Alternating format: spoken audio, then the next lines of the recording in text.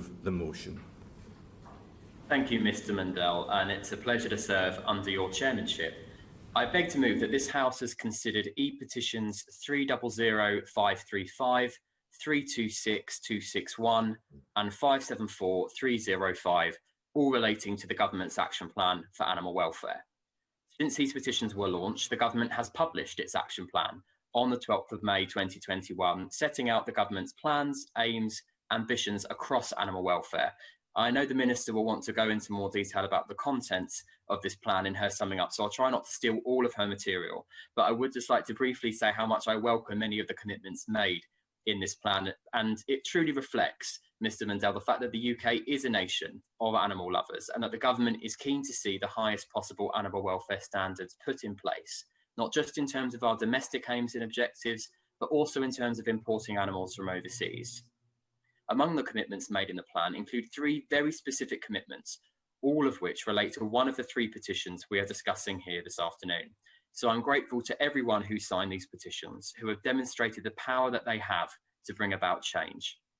If I can turn first to e-petition 300,535, entitled "The UK should ban the importation of shark fins." The prayer of this petition states, and I quote, that now we have left the EU, the UK has the ability to finally stop the importation of shark fins. They had previously stated that whilst in the EU it is not possible to unilaterally ban the imports of shark fins into the UK. Each year, roughly 75 million sharks are killed for shark fin soup, where their fins are brutally cut from their bodies and they are thrown back in the sea to die. Despite countries in recent years making an attempt to crack down on shark finning, no European country is yet to ban the importation of fins, meaning that loopholes still exist. Britain should become the first European country to ban the importation of shark fins before we lose these beautiful creatures forever. This petition closed with 115,382 signatures, including 155 from my own Carshalton and Wallington constituency. And I'm incredibly grateful to the petition creator, Robin, for taking the time to speak to me last week about why he started this petition in partnership with the charity Shark Guardian, and I pay tribute to them both for their incredible efforts.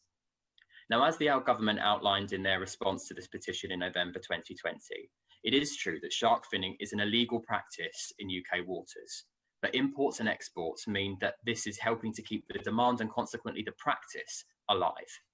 The prayer of this petition eloquently outlines the need for a ban, but I want to expand a little further. According to Shark Guardian, it is currently legal to bring 20 kilograms of dried shark fin into the UK, according to the fish and fish product allowances set by UK Border Force without declaration.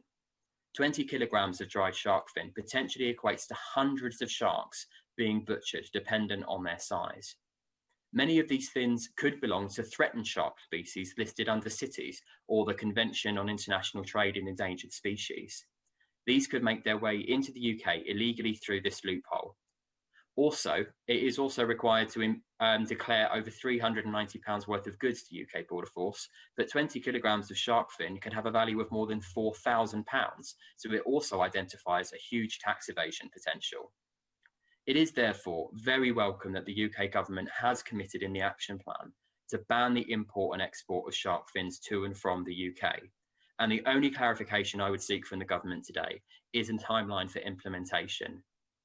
Therefore, I'd like to turn next to e-petition 326,261, entitled "Ban the Exploitative Import of Young Puppies for Sale in the UK." The prayer of this petition states, and I quote, that plenty of dogs from UK breeders and rescues need homes. Transporting young pups long distances is often stressful before being sold for ridiculous prices to unsuspecting dog lovers. Government must adjust laws, ban this unethical activity on welfare grounds, and protect these poor animals as soon as possible. The recent tragic case of a puppy dying just 6 days after being delivered from Russia has exposed a completely legal but immoral route to market for pups bred hundreds of miles away and sold away from their mums. Who is actually inspecting these breeders and transportation conditions? Selling imported pups like this is cruel and appears to contradict the government's own advice to always physically see puppies interacting with their mothers in their place of birth, as with Lucy's Law in England. This petition closed with 128,549 signatures, including 217 from Carshalton and Wallington. And there has been significant interest in this petition. And I'm grateful to Battersea Dogs and Cats Home, the Kennel Club, Dogs Trust, Blue Cross, the Conservative Animal Welfare Foundation, the All-Party Dog Advisory Welfare Group, and others for briefing me prior to today's debate. All organisations have spelled out almost in complete agreement about why action is desperately needed. Animals imported from overseas have often been subject to much lower animal welfare standards and even abuse, and the long journey can be physically and mentally draining on a puppy. It is also evident that the EU pet scheme is being completely abused, and there's not good enough enforcement at the UK border.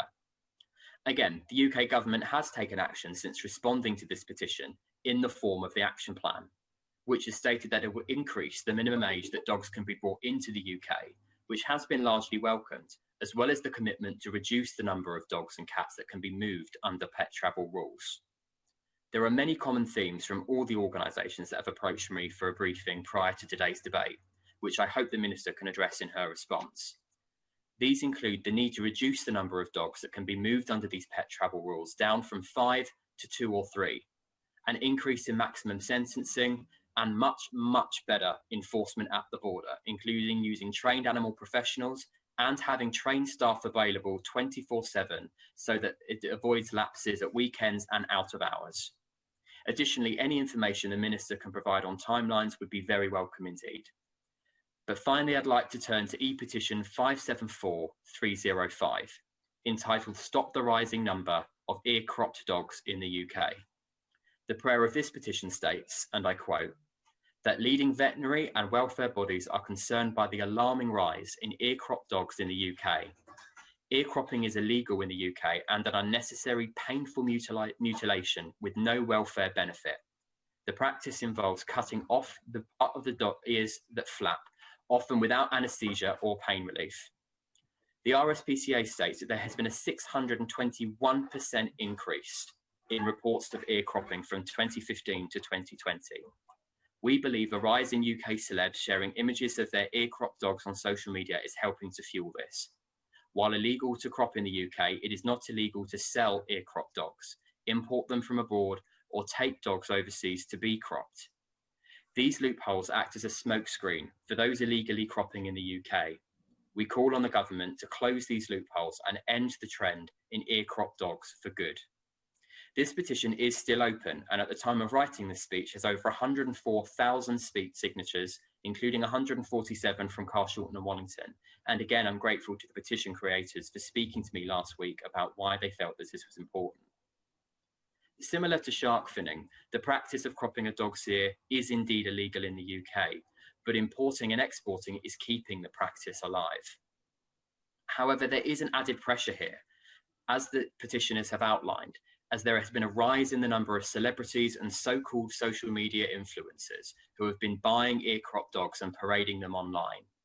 Whilst I'm sure some are looking to provide them a loving home, many are buying them for their aesthetics, otherwise known as the way they look. Now, I'm not going to waste time naming and shaming these celebrities, as they've all been well covered in press reports, but I would join with animal charities in urging them not to buy ear-cropped dogs or parade them around social media, which could lead others to buy them. We need to take the demand away, so I hope the Minister will join me in her reply in condemning this celebrity trend and urging them not to do so. There is no need to crop a dog's ear, and many who do so put the animal through this awful procedure without any sedation or pain relief.